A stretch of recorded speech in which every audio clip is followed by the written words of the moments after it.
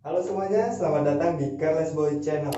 Jadi untuk video kali ini aku akan menceritakan tentang kisah yang sedikit gore atau gimana ya? Thriller guys, tentang pembunuhan. Jadi kisahnya gini. Dulu kan tahun 2006 silam itu di Jawa ini ada gempa gitu kan. Nah, dari situ ada sebuah keluarga yang pindah dari Jawa ke Kalimantan, tepatnya di pedalaman Kalimantan.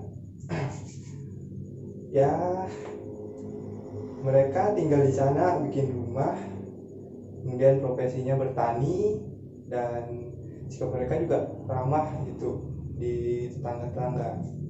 Oh ya, mereka ini ada seorang ayah dan empat anaknya.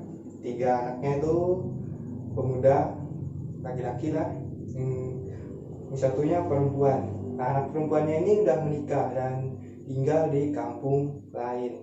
Jadi sisanya tinggal ayahnya dan tiga orang anak laki-lakinya. Sebelum aku mulai kisahnya, sebaiknya aku memberikan sedikit informasi. Jadi yang kampung di pedalaman Kalimantan yang maksud itu penduduknya mayoritas non muslim, dan kebetulan juga keluarga yang pindah itu adalah non muslim. Oke, kita lanjut lagi. Jadi sekitar tahun 2008, anak sulung dari keluarga ini pergi merantau ke Pulau Jawa. Sekitar 1 tahun kemudian dia kembali lagi, tapi setelah kembali dia pindah agama jadi Islam. Nah, si normal lah di sini kan ceritanya kan. Oke.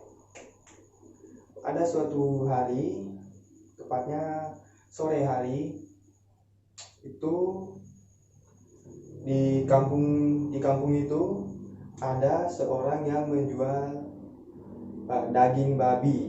Nah, mungkin ayahnya ini kita panggil aja dia tuh Juki.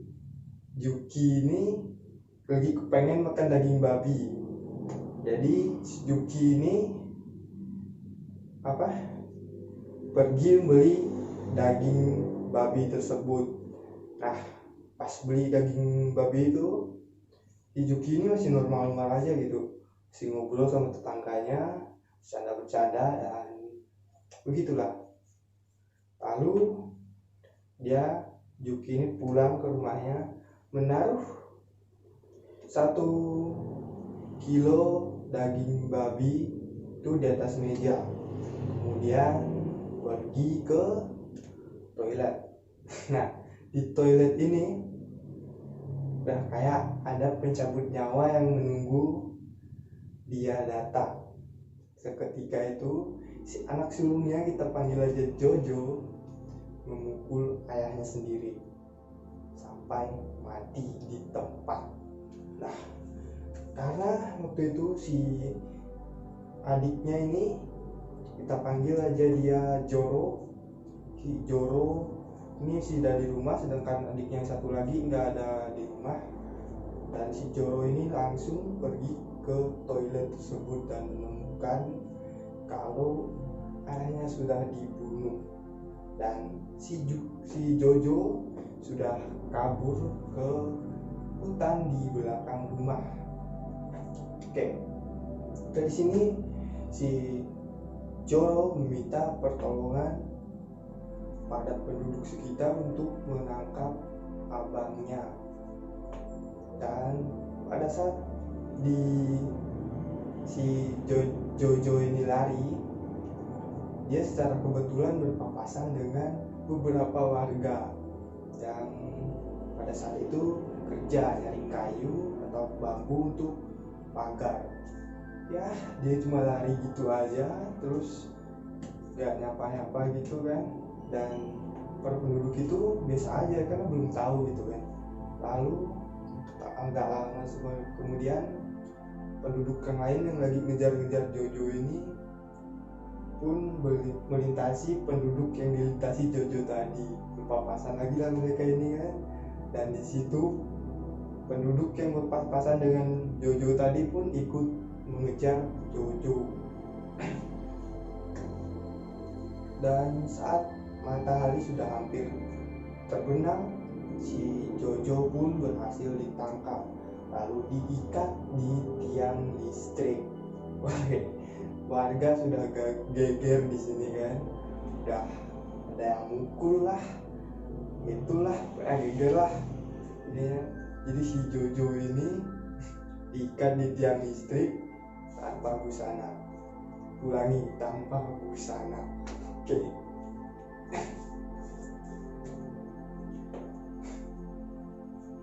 Kemudian si Jojo ini dibawa ke kantor polisi, diinterogasi, dan ternyata dia memiliki gangguan jiwa.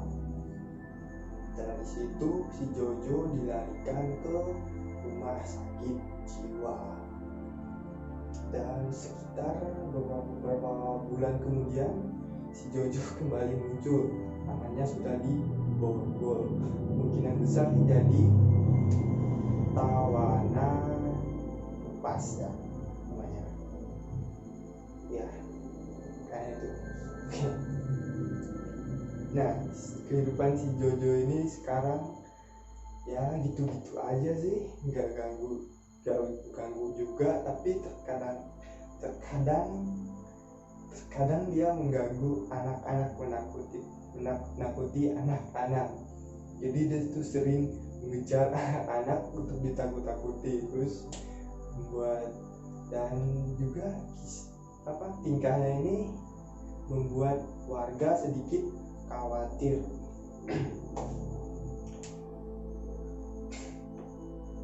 Tak lama berselang kan, oh ya btw itu kedua adiknya itu pada saat itu udah pergi ke kampung lain. Nah, pada saat itu si Jojo kembali melakukan aksi lagi. Kali ini dia hampir membunuh tetangganya. Untung saja waktu itu tetangganya itu suami tetangganya itu ada di rumah, sehingga si Jojo gak berhasil melakukan pembunuhan. Oke. Karena sedikit meresahkan, warga pun memutuskan untuk membuat sebuah kurungan atau penjara sederhana dari besi tentunya kan ya, di belakang rumahnya itu. Tapi keesokan harinya si Jojo berhasil kabur dari penjara darurat tersebut. Karena mengkhawatirkan, si Jojo ini kembali ditangkap dan dimasukkan dalam kurungan itu. Sekitar 3 hari berlalu, gak ada kabar dari si Jojo ini. Dia kan bilang gitu aja. Dan ternyata ada seorang warga yang rela mengotori tangannya dan membakar si Jojo ini. Di sini mungkin karena mikir apa alasannya tadi, apakah tadi itu bersangkutan dengan dia terluka hati karena ayahnya membeli daging sehingga membunuh ayahnya, atau memang gila-gila. Jadi ternyata pas diselidiki oleh dukun, di dalam rumahnya ini tertanam sesuatu yang buruk, sesuatu atau benda yang buruk itu tertanam di dalam rumahnya. Dan itu bendanya itu tertanam itu adalah benda yang dibawa oleh si Jojo ketika pulang dari Pulau Jawa. Setelah itu udah lama berselang kan, tiba-tiba dua saudara Jojo ini kembali menghubungi rumah tersebut. Kali ini Joro lah yang menjadi gila. Dia sering mengganggu aktivitas warga dan sering juga menakut-nakuti anak-anak, dan terkadang juga dia meminta barang secara gratis di toko tanpa membayar, kan sampai hampir berkelahi karena ulahnya itu kan. Namun tak lama kemudian Joro pergi dari kampung itu ke kampung lain. Nah, untuk saudara yang ketiga enggak kenapa-napa kan. Terus saudara perempuannya kita panggil saja dia Ruka. Oke. Si Ruka ini sama suaminya entah karena alasan apa kan, secara tiba-tiba aja gitu kan, malah pindah ke rumah itu.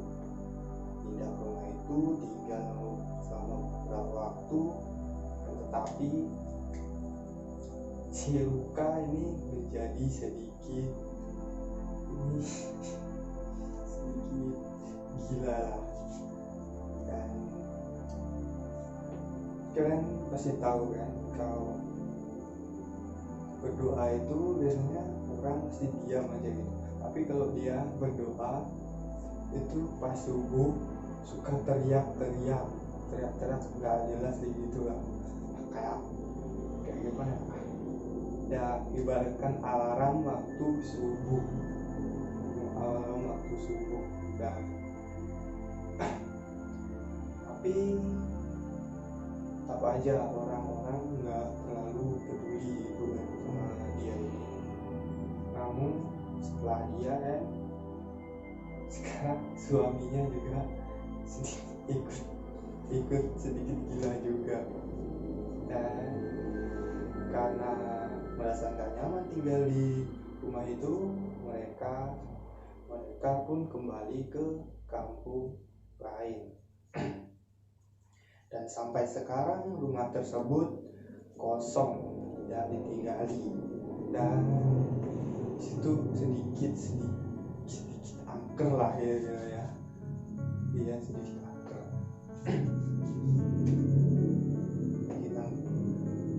Nah, begitulah kisahnya. Jadi pesannya dari cerita ini adalah jangan membawa sesuatu atau barang yang kita nggak tahu itu baik atau buruk, itu akan berdampak atau enggak nantinya berdampak buruk atau enggak nantinya di kehidupan kita. Dan kita semua selalu berhati-hati agar tidak membawa sesuatu yang buruk ke dalam rumah kita. Karena sesuatu yang buruk itu kita usir jauh-jauh dari rumah kita, jangan sampai masuk.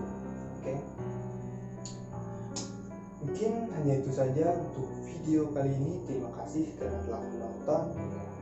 Jangan lupa untuk klik subscribe, like, komen, dan share ke teman-teman kalian semua. Thanks for watching.